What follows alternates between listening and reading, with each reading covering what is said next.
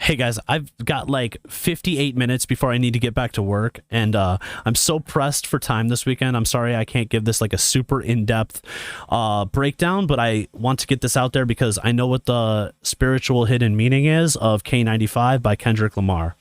So this album is a very spiritual album. One line that he says here is, "I'm done with the sensitive, taking it personal, done with the black and white, the wrong and the right."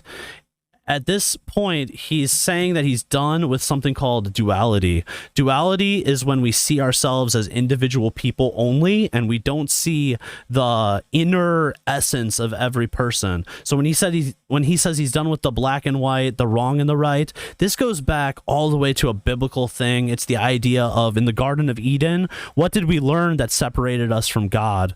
We got the message from the serpent that we would know on our own what was wrong and right. However, God's got a deeper plan for us. Like he says in other parts of this album, you know, like that everything is everything and everything has this inner consciousness, this inner essence. So what we need to do is stop relying on our own minds to make all the decisions in our lives and judge whether things are wrong or right. And this is an idea called non-duality. It's the opposite of duality.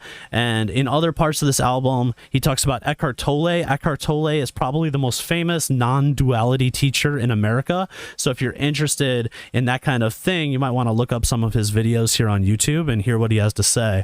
But at the beginning of this video, he's showing us a meditation.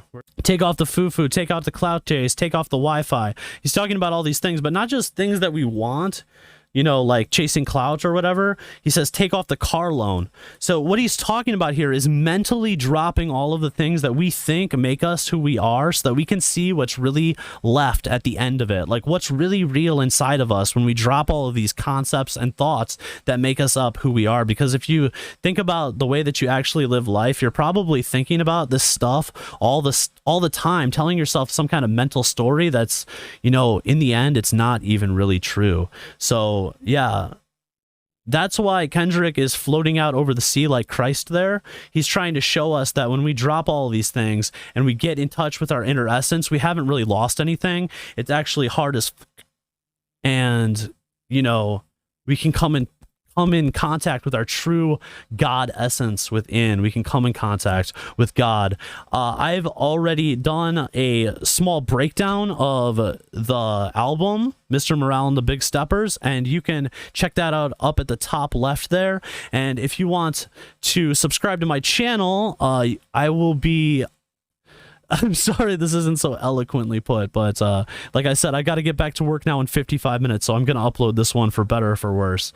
But anyway, I'm going to put out part 2 of my album breakdown probably on Monday, and you can subscribe up at the top here if you want to see that. All right, thank you so much. Peace.